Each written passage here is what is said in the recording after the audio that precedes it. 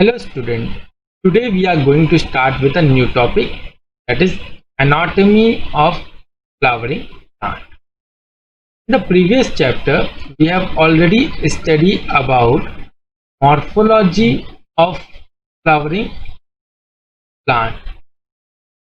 In morphology we have studied about the structure of the plant, structures and their parts and their part. In this chapter, we study about the internal structure of the plant. Internal structure of the plant, that is, the plant is made up of which type of tissues. We will study over here about a tissue and their tissue system. That is, the plant is made up of which type of tissues and which type of tissue system is taking place to perform the function of the plant. Anatomy basically means the internal part study. Term anatomy indicate the internal study, that is inside the cell or into the plant. Internal study. When we study about the external, we will call it a morphological study, but when we study about internal, we will call the anatomy of that part. Okay, so let's start with the anatomy of a flowering plant. First of all, a plant is composed of several types of cells, and the group of cell is basically called a tissue. What is the tissue? Is a group of similar cells performing same function. That is, there is one cell and there is another one cell and there is another one cell. These four cells together is called a tissue. All these cells are having a same origin. That is, they are basically originated from same area and perform the same function. Then such cell or group of cell are called tissue. Those group of cell which perform same function and have same origin. Such group of tissue cells are called tissue. So there are basically in plant there are two types of cell. One is the meristematic tissues and another is the permanent tissue. The differences between the meristematic tissue and a permanent tissue is meristematic tissue is basically a dividing cells. That is, they are a dividing cell.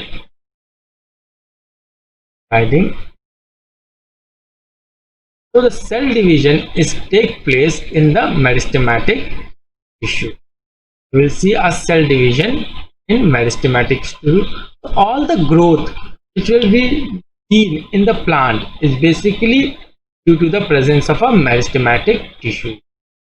Meristematic tissues are basically divided into two parts, and it is on the basis of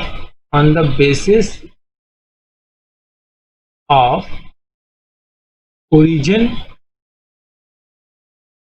number one, and second, that is on the basis of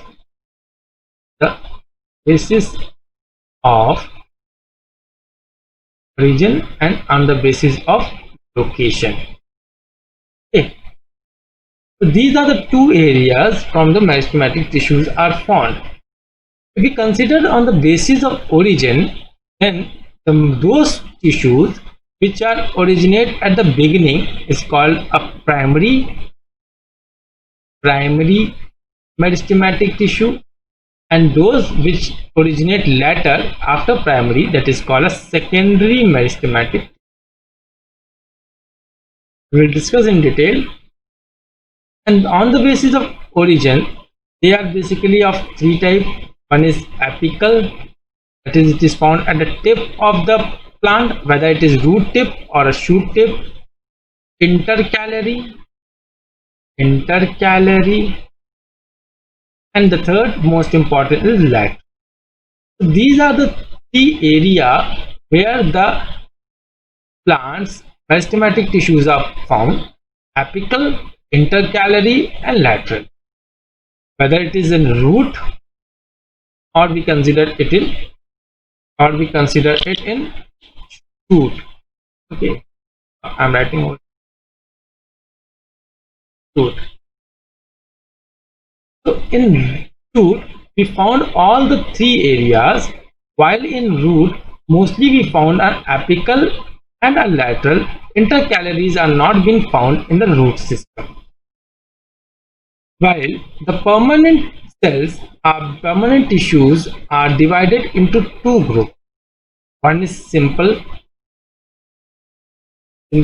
permanent tissue, another is a complex permanent tissue. It means if a group of tissue which are composed of same cell, group of tissue composed of same cell, group of cell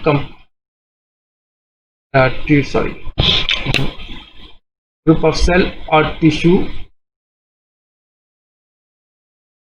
made up of same, that is, all the cells which have been found in this tissue are similar. All are similar shape, size, and function. Such group of tissue are called permanent. The most important thing about the permanent tissue is it is a non-dividing cell. That is, they are mostly non-dividing.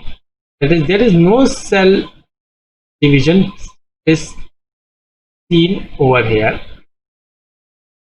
Like the permanent tissues basically the cell division does not take place mostly in the permanent tissue, does not take place, while the cell division mostly takes place in the meristematic.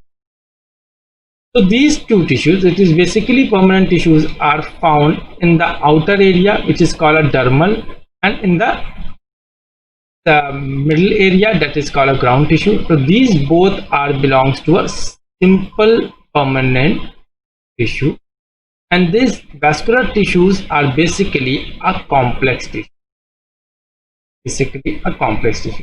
What is a basic complex? There are different types of cells present in a tissue. Different type of cell present in a tissue is called a complex. Different type of cell present in a tissue are called complex tissue. So the tissues are basically a group of cells. The tissue are of two types. One is a dividing cell, that is, a cell division takes place. Such division of cell are called a meristematic tissues. Another is the permanent tissues where there is no cell division takes place, that is, it is non-dividing. Mostly non-dividing, there is only few which may be divided, that we'll discuss, that is the parenchyma. The most important thing is that this meristematic tissues has been divided into two parts, that is on the basis of origin. One is primary and another is secondary, and the second is on the basis of location. Location is dependent on apical, intercalary, and lateral, and these things are present in the shoot system as well as in roots. The permanent tissue is also divided into two cells, that is simple permanent tissue or a complex permanent tissue. Simple permanent tissue are basically epidermal tissue and ground tissues. Complex tissues are vascular tissues. Epidermal tissues are basically divided into two parts, that is epidermis and peridermis. Ground tissues are of three types: parenchyma, collenchyma, sclerenchyma. While vascular tissues are divided into two, that is xylem and phloem. Xylem conducts water from root to the aerial part of the plant. Phloem distributed the food from leaf to the other parts of the plant. So, meristematic. Now we will discuss in detail about the meristematic tissue. The meristematic tissue has the power of cell division. That is, the cell division is seen in the meristematic tissue. In meristematic tissue, there are some characteristic features. The cell wall is thin. That is, the cell wall which are found in the, suppose this is a meristematic tissue, the cell wall is very thin, and this thinness is due to because these cells are a dividing cells. Dividing means, suppose this is a cell wall. Okay.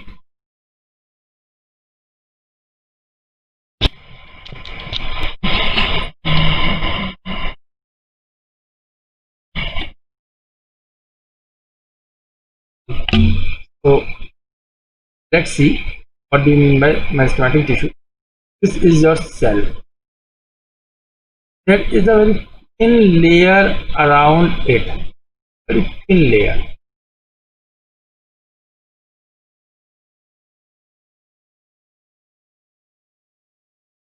Layer around it, and this thin layer is called a cell wall. Why this thin? It is thin layer because these cells continuously divide and produces a new cells. That is, the mitosis takes place. The process of mitosis is found in the meristematic tissue. From mitosis, one cell is divided into two. So the outer layer cell wall is always thin wall, because if it is not thin wall, then the cell division is not possible more quickly or rapidly as compared with the thin wall. The thickness of the wall is very essential for the division of the cell.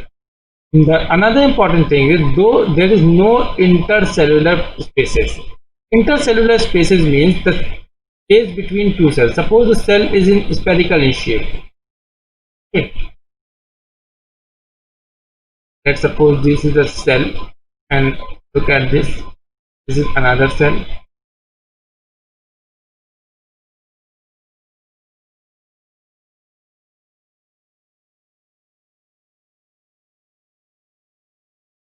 To find some space in between these cells, look at this. I think the color.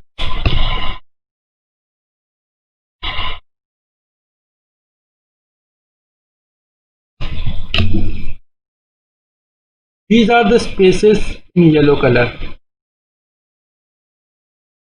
These spaces are in between the two cells, and such spaces are basically called, these are the spaces which are in between the two cells, and such spaces are called intercellular spaces. So in meristematic tissue, there is no intercellular spaces. Such are basically a hexagonal in shape. If you find a structure like this,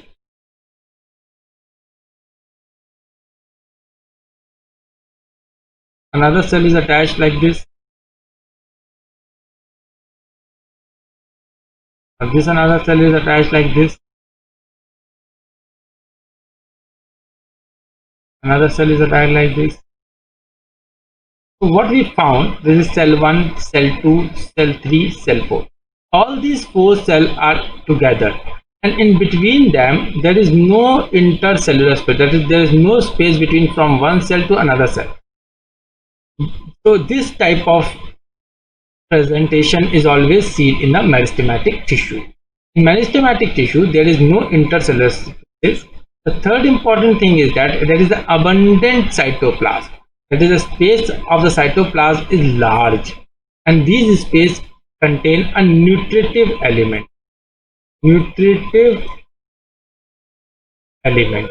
These nutritive elements help to perform the process of cell division.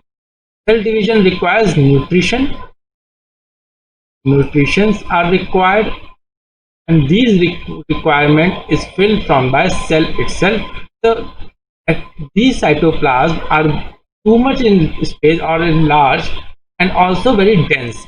Dense means there is a many things present in a specific area. When they're populated area, in a particular area, when suppose there in this area there is only 2 elements you found, like one is this, another is this, and in this area you found a more than 2, 4, 5, 6, 7, 8, 9. So what is which is the denser? And let's suppose A figure and B figure. So A figure is denser because it contains number of elements more as comparison with B. So the cell wall is all of the meristematic tissues are larger because they contain large number of nutritive materials, cell organelles, and all the other things which are essential for their cell division. Because the meristematic tissue, as I already said, it has the power of cell division. It continuously divides itself. The cell cycles takes place over here. A new cell is produced through a meristematic tissue. So due to retaining the power of cell division, the cytoplasm is always abundant and contain a nutritive elements. These nutritive elements help in the process of cell division because like proteins, vitamins, and other process of energies in the form of ATPs all are stored. So what we can also say, it is the storage area. It is a reserve food material area. Reserve food material area. The meristematic tissue is also perform the function of reserve food material because it stores food materials, stores food material, stores food material. So it is also known as a reserve food material area.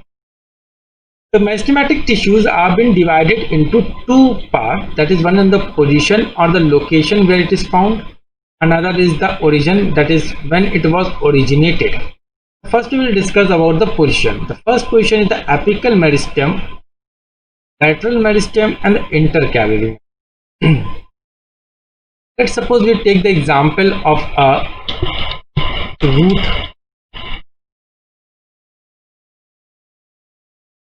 Let's suppose we take the example of a, you know that this is basically a root. Here it is a root cap. We found a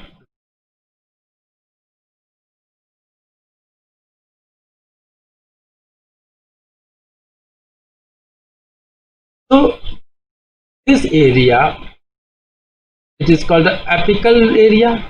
Apical area is made up of meristematic tissue. Why? Because it is there is always a continuous growth is seen in this area. So when the tissue which is found at the tip, tissues which are found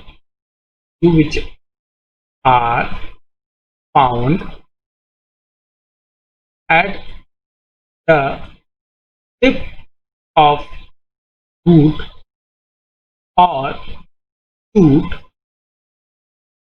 is known as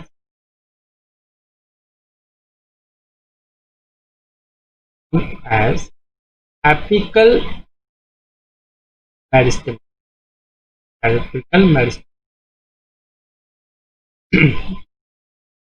So here, whatever the tissues are being present, these tissues are basically apical meristematic.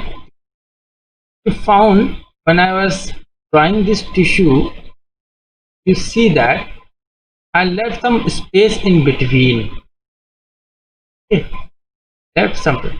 All these tissues are basically a apical meristematic tissue. Well,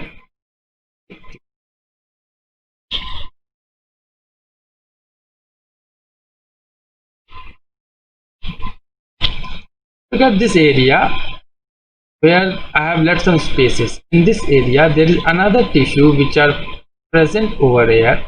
These area and these tissues are called a quiescent.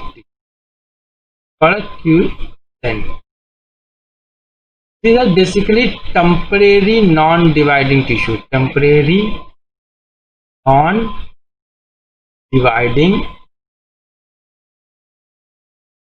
They're basically temporary non-dividing.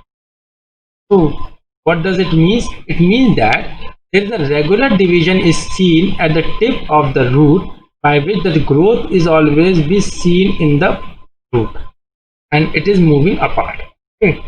What happened actually? At the center there are some tissues which are not dividing, but they are not permanently non-dividing. They still keep alive and non-dividing, but if required, the division is required by them, then they start dividing, else they are always in the state of rest. Such type of tissue are called a quiescent tissue, a quiescent cell, or these are always present in between the apical meristematic tissue, or the quiescent tissues are surrounded by the apical meristematic. They are also a meristematic tissues, but they are temporary non-dividing tissues. They divide when required, else all the time they are always in the state of rest. So after the division, there is a elongations will be seen, and these elongation give rise to a tissue which has in the supporting the area, and such is called a lateral.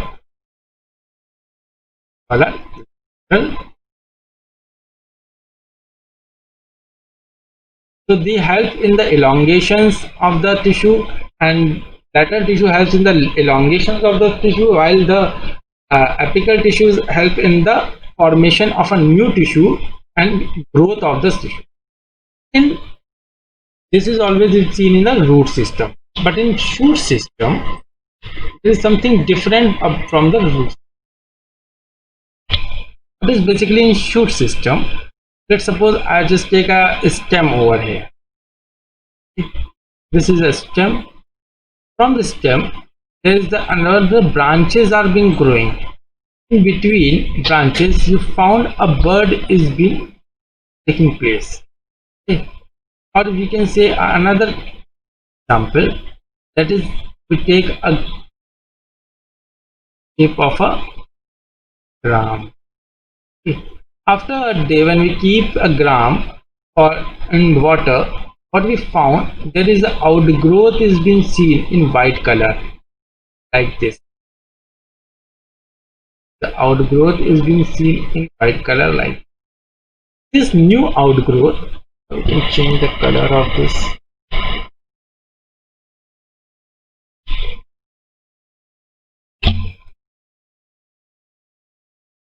This is the new outgrowth.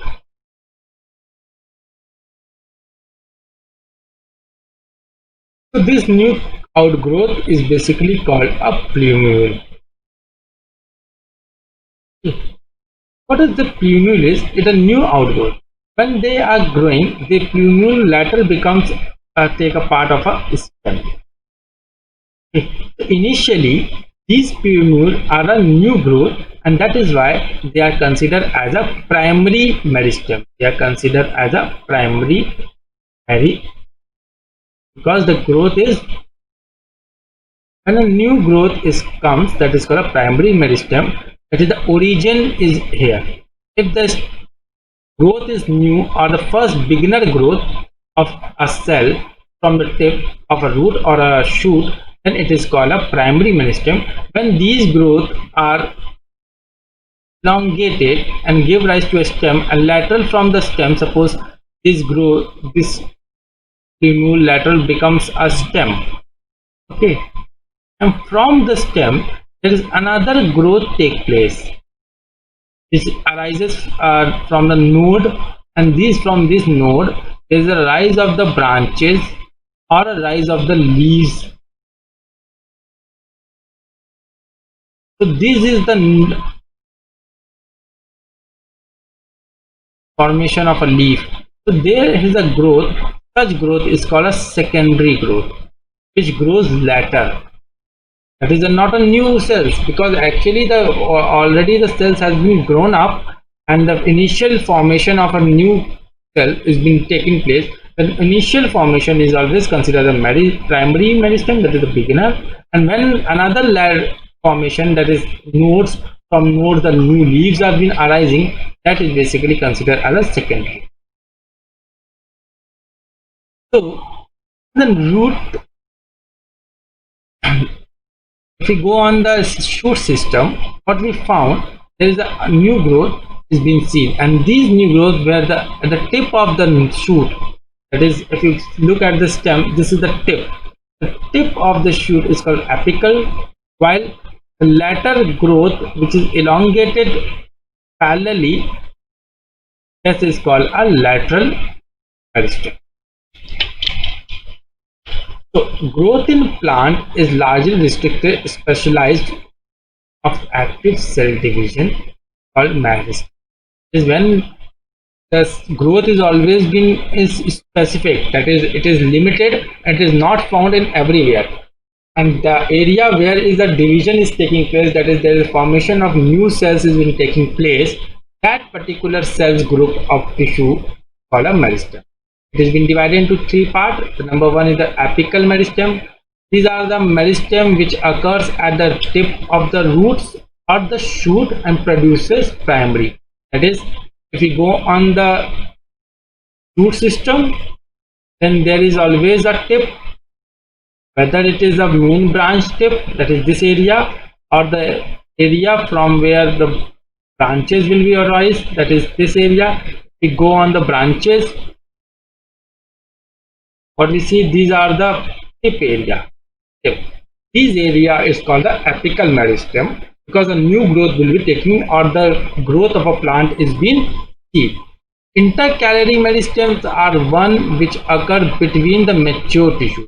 That is, these are the growth, and after growth it becomes mature and it becomes a part of the intercalary, that is, help in the elongations of the meristem.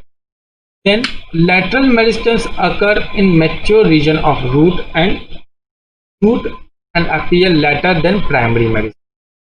That means from where the lateral mature region of the roots, and if you go under this area, look at this portion is a very mature area or the strongest part of the shoot, or we can say this area is the very strongest part of the shoot.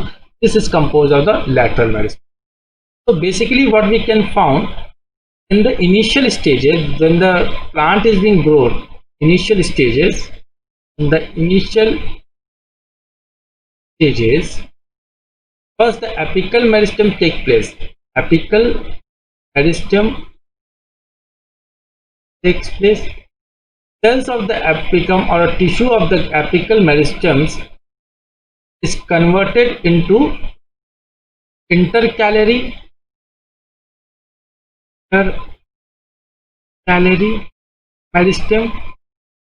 meristematic tissue, and these intercalary meristematic tissue lateral become mature and give rise to a lateral meristematic.